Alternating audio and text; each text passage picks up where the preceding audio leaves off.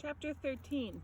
Wednesday morning, Travis arrived at McQueen's doorway at 7:45 and sat in the hall outside.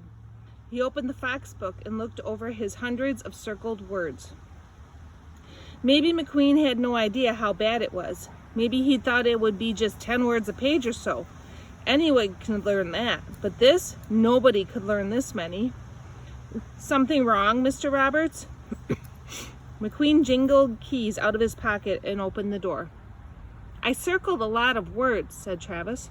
Perfect, said McQueen, waving him in. Let's see what we've got. I didn't know hardly any of these words.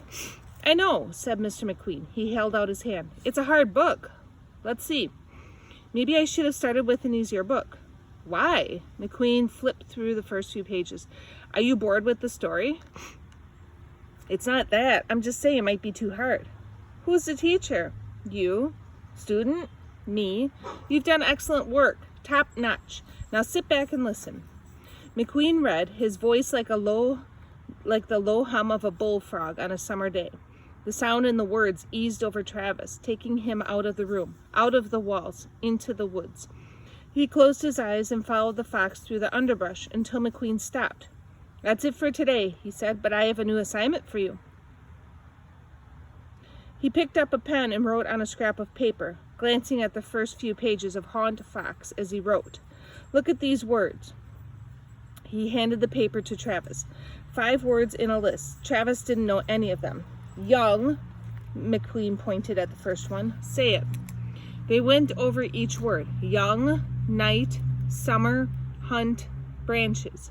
They did the list forward and then backward, McQueen pointing and Travis repeating until he could do them all without a hitch. Nice job, said McQueen. But that's not reading. I just memorized them. Right. We call that word recognition. Keep them with you all day. Write them on your hand with your finger. Link the word and the sound and the feel together. Make friends with them. Once you absolutely know them for sure, anytime, anywhere, then go through the first chapter and use your eraser to uncircle them. But I circled like 500 words. It'll take me years to learn them 5 words at a time. Teacher, McQueen raised his eyebrow. You. Don't forget it. Learn those 5, uncircle them, and keep circling into the next chapter. Friday morning, back here, same time. The hallway was still mostly empty, and Travis sat on the floor in the front of his locker and opened the book. Long lines of words tromped across the pages like columns of ants. McQueen found the swamp in these words, and he took Travis there with him, not just into the nighttime snowstorm, but into the Fox itself, moving through the winter woods and hearing and smelling that mysterious animal world. The lines of ink on the page were a secret code. For the first time, Travis wanted to crack it more than anything. Travicus, what have you got there? Travis flipped the book cover side down as he scrambled to his feet. Why are you here so early? Just had some breakfast, said Velveeta. Got to get my recommended daily amount of vitamins and minerals, but you're never here early. Weird, number 1, and you're sitting on the floor reading, number 2. It's Bradley's influence, isn't it? He's been sucking you away from the church of the homework lists? No, Travis put the book in his locker. I just got here early. Because you love school so much, right? Me too. Can't wait for another day of learning. Let's go get smart. They walked together to Miss Gordon's room. Velveeta's scarf of the day was golden and brown with some dark greens, faded like they were underwater. Every day he looked forward to seeing her scarf. So far, she hadn't repeated one time. That's your again and again from reading class, the scarves.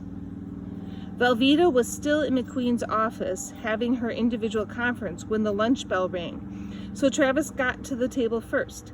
Hey, said Bradley, sitting across from him. Mind if I sit here? Travis shrugged and took a bite of pizza. So, Bradley ripped the Velcro on his lunchbox. Chad Cormack said Velveeta's your woman. He said you'll beat the crap out of anybody who looks at her. Travis stared at Bradley. That sounded a lot better than crazy Bluefish, even if it wasn't true. So she is, right? Your girlfriend? I told you before, we're just friends. Hi, boys. Velveeta's voice popped behind Travis. Were you talking about me? Travis choked on a bite of pizza as Velveeta set her tray down next to his. Bradley knocked on the table and said in a deep voice, "Hey, open up." Then he answered himself in a nasal voice, "What's the password?" He switched back to the deep voice. "Password? Oh man, I forgot," and continued to rattle lines about a password back and forth in the two voices. "Bradley," yelled Velveeta, waving her hands in front of his face. "Are you okay? Are you having a seizure?" "No," said Bradley in his normal voice. "It's from a game, the old Halo. It's funny." "You're a freak show," said Velveeta, "but entertaining." "Do you play?" Bradley asked. "No," said Velveeta. "Is that what you do for fun?" "Well, I can't right now. I'm cut off." "Why?" "Because it drives my dad crazy. He said if I talk about a game that wasn't football, Monopoly, or charades one more time, he'd yank them all." I forgot, and did, and he did. "Wow, that must have been very traumatic for you. Why aren't you sitting with your buddies over there? I'm sure they'd be more sympathetic to your sad story." Bradley and Velveeta punched words back and forth across the table so fast they didn't even land, like a tennis ball that never hit the court.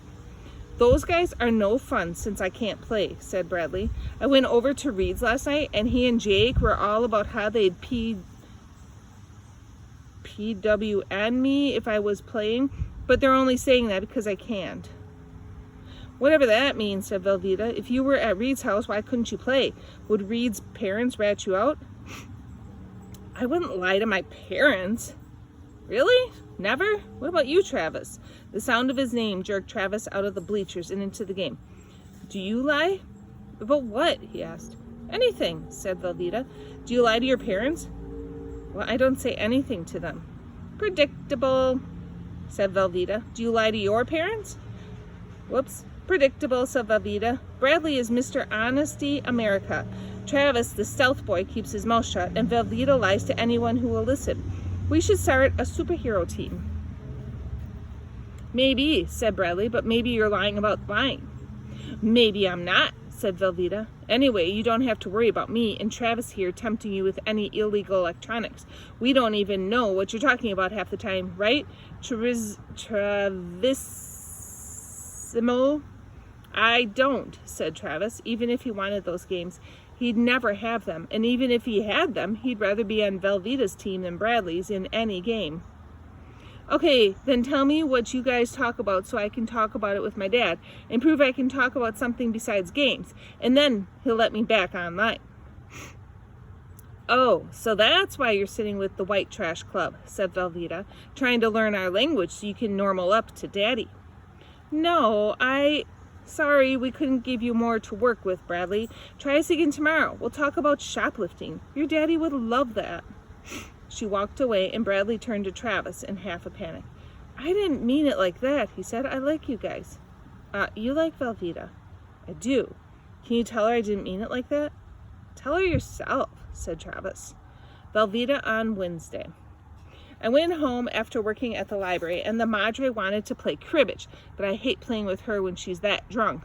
She started in with, "What am I going to do when you leave me?" The thing is, what is she going to do when I leave? I mean, I'm leaving someday, right? I don't have to live in this trailer court forever, do I? What happens when she gets sick? Not hungover, but really sick. Butt-faced Jimmy only comes over when he needs something, not when she needs something. Then I look at Bradley with his nice new clothes and shiny white Nikes and green and gold braces on his teeth. He is so well taken care of. Who cares if he's the biggest dork in America? I bet his parents already have him enrolled in some fancy college. I bet they check his homework every night. I bet they tuck him into bed. I bet his mommy sings him lullabies. I've been reading this book of McQueen's. It's about a girl named Liesel whose mother dumped her with strangers. She's super smart, but she can't read. Not even a little. The way she learns how is by circling words in a book. I was in the middle of that part today, and I looked over at Travis, and he was concentrating like crazy on that book with the fox on the cover, writing in it with a pencil. He didn't look up one time the whole period. Plus, he was at school learning, early, sitting on the floor with that book and a pencil, and he tried to hide it when I walked up. Plus, he has passed every single time we read in Gordon's class. Every time. I've never heard him read anything. Plus, he was so hostile about doing that social studies project together, but as soon as that was over, he got normal again. And biggest plus, that day in front of the library. He asked what it was, even though the sign was right there, and I gave him a, "Can't you read?" snotty answer. That's when he acted like I'd thrown a rock at him. I think Travis is circling words.